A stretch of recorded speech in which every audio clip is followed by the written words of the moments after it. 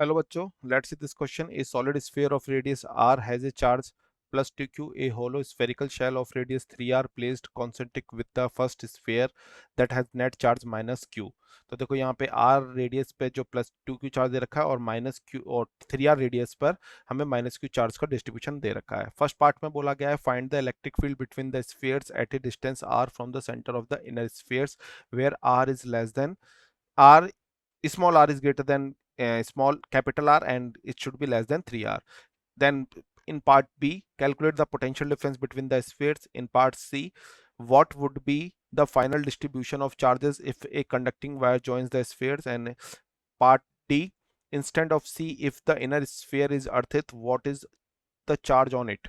तो देखो यहाँ पे हमें सिंपल सा कॉन्सेप्ट समझना है कि हम सबसे पहले पार्ट ए से स्टार्ट करते हैं। तो हमने एक सरफेस डिसाइड कर ली आर, और इस आर रेडियस के रिस्पेक्ट में मैंने एक गॉसियन सरफेस बना ली। तो इसके अंदर जो इलेक्ट्रिक फील्ड की वैल्यू होनी चाहिए वो कितनी होनी चाहिए, ई इक्वल टू के क्यू बाई आर स्क्वायर। तो यहाँ पे मैं देखूँ तो सर के की वैल्यू कितनी हो जाएगी, 1/4 पाई एप्सिलॉन नॉट। क्यू की वैल्यू कितनी हो जाएगी, जो एनक्लोज चार्ज है जो कि that is 2q upon r square. तो सर ये वैल्यू सॉल्व होकर हमारी जो इक्वेशन आएगी, e equal to now become q upon 2 pi epsilon naught r square. This is the answer of part a. अब पार्ट बी पे चलते हैं। पार्ट बी में क्या, calculate the potential difference between the spheres. तो देखो हमें पोटेंशियल डिफरेंस कैलकुलेट करना है और पोटेंशियल का फॉर्मूला होता है that is k q by are.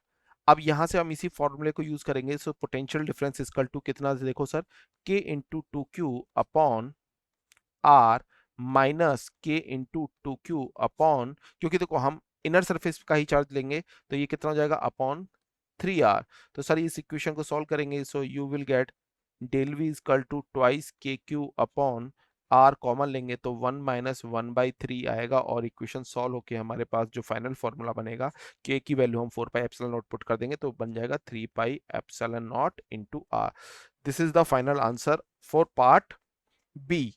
हमारे पास दो पार्ट का आंसर आ चुका है। पार्ट सी में हमें देखना है what would be the final distribution of charges if a conducting wire joins the sphere. तो देखो मैं इस पार्ट को यहीं पे सॉल्व करना चाहूंगा।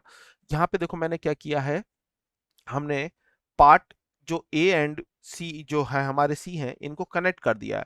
जब इनको कनेक्ट कर देंगे तो जो इनर चार्ज है वो पूरा का पूरा आउटर सरफेस पे ट्रांसफर हो जाएगा।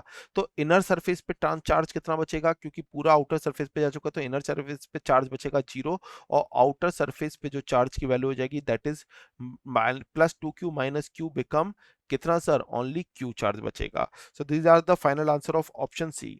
अब बात करते हैं पार्ट डी की। पार्ट डी में हमें बोला गया है कि सर हमें क्यू इनसाइड चेक करना है अगर उसे हम इनर सरफेस को हम अर्थ से अर्थिंग कर दें। तो अर्थिंग का मतलब सिंपल सा है, जो वी इन है वो कितना हो जाएगा, 0 हो जाएगा। और सर ये पोटेंशियल डिफरेंस कितना आएगा, इसको हम कैलकुलेट कर लेते हैं, K Q in upon are minus K Q upon 3r equal to 0। तो यहाँ से क्यू जो इनसाइड है that value become q/3। So this is the final answer for part D. So these are the final answer. Best of luck.